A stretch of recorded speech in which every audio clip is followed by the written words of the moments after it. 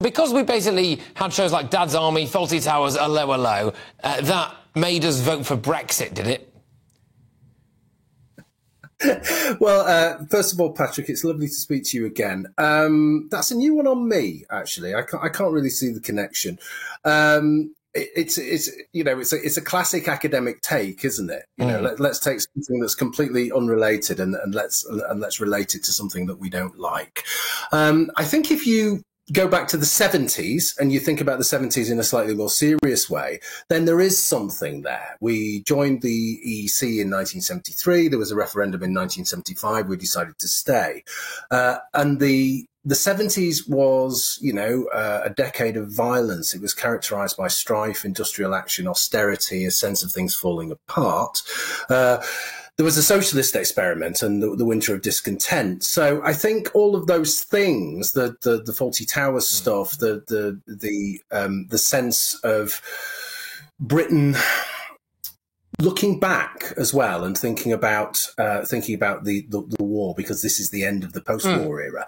There's a sense that we want to reassert ourselves as English, as British, as independent, and I think we do that. And the figure that really symbolises that, of course, is Margaret Thatcher.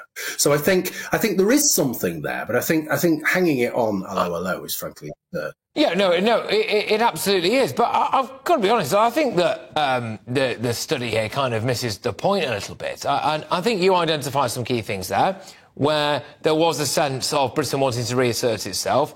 I think there's also a sense of something that we have, in my view, lost, and this might sound controversial, but I think Europe does owe us rather a lot, actually, and I think people forget that all too quickly. It would be quite nice, wouldn't it, to maybe just imagine for a second what kind of state the European Union and the European continent would have been in if it wasn't for Britain. And also, when we look at what's happening in Ukraine as well recently, I think Germany sent about 10,000 rainbow-coloured helmets to the Ukrainians, and we decided we were actually going to try and help them out initially. And I just wonder whether or not actually Brexit was more about the idea of Britain going, well, you know what? We've saved your lives and you don't appear to like us very much, so have that, as opposed to it was about someone with a dodgy French accent in Allo Allo or Basil Fawlty saying don't mention the war.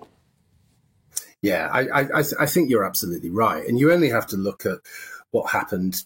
Let's forget situation comedies from the 70s and 80s. Let's look at what happened with the Remain lobby with the years leading up to 2016. And there was a sense of a real self-loathing, a hatred of Britishness. And I think Brexit, and I think all of us who voted for Brexit and all of us who wanted to kind of reassert ourselves, or at least want the keys to our own front door, let's say, okay, we were pushing back against that. And we were saying, look, not only is it okay to be British, but by God, look what we've done. And you know what? That's really important. No, 100%. And Dr. Philip, those people who are still clamouring for a second referendum and saying, look, the public opinion is turning on Brexit, I would make a prediction, I would happily wage 50 quid on it right now, that if there was a referendum tomorrow, we would end up with a harder, I would argue more proper Brexit than the one we'd had, not returning to the European Union.